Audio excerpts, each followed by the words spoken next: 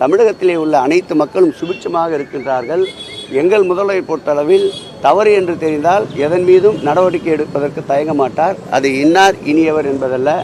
இவர்களை பார்த்தெல்லாம் பயப்படுகின்ற அளவிற்கு நாங்கள் ஒன்றும் கோழைகள் அல்ல.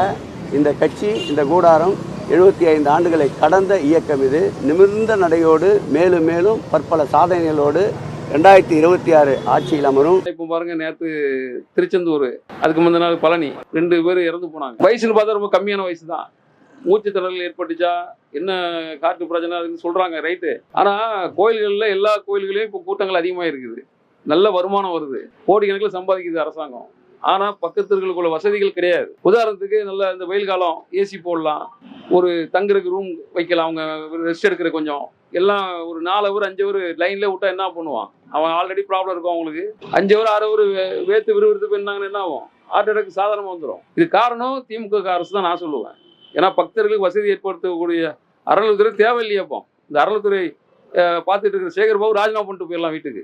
அவர் தேவையில்லை, இந்த அமைச்சரே, இந்த அமைச்சரே தேவையில்லை, இந்த அறநிலைத்துறையே தேவையில்லைன்னு எங்க தலைவர் சொல்லிட்டு இருக்காங்க. உங்களுக்கு தெரியும். அமைச்சர் சொல்றாரு அவருக்கு ஏற்கனவே மாரடைப்பு. அதான் சார், மாரடைப்பு எல்லாத்துக்கும் இருக்கும், அவர் கூட இருக்கும். அமைச்சருக்கா மாரடைப்பு இருக்கும், பிளாக் இருக்கா இல்லாம இருக்குமா? எல்லாருக்கும் இருக்கும். மனுஷனா பிறந்தா எல்லாத்துக்கும் அடைப்புகள் இருக்கும், எல்லாமே இருக்கும். நான் என்ன கேட்கிறேன், பொதுமக்களுக்குள்ள வசதியை பண்ணி கொடுக்குறீங்களா? கிடையாது. அறநிலைத்துறை சம்பாதிக்க வந்திருக்கிறாங்களா, கொள்ளடிக்க வந்திருக்காங்களான்னு தெரியல. கோயில்கள்ல நான் 100 கோடி 50 கோடி வருஷத்துக்கு பலாயிரக்கணக்கான கோடி சம்பாதிக்கிறாங்க கோயில்ல இருந்து.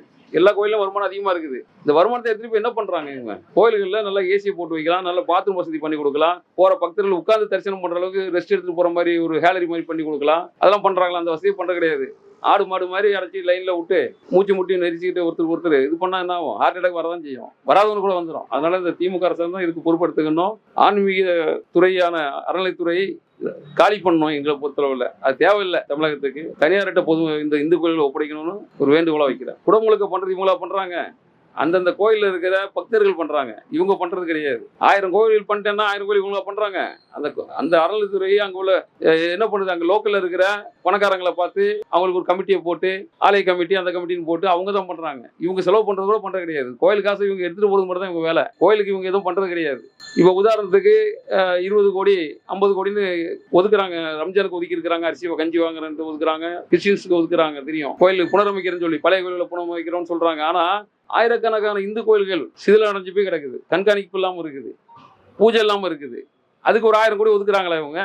இந்து கோயிலில் ஆயிரக்கணக்கான கோடி சம்பாதிக்கிறாங்க இந்த அரசாங்கம். ஆனால் ஒரு 100 கோடியை ஒதுக்குறாங்களா? இதுக்கு கிடையாது. கொள்ளடிக்கிறாங்கன்னு சொல்றோம். அறநிலைத்துறை தேவையில்லை, அதை ஆன்மீகவாதிகள்ட்ட விட்டுடலாம். ஏன்னா குடமுழுக்கு இவங்க பண்ணல ஒன்றும்.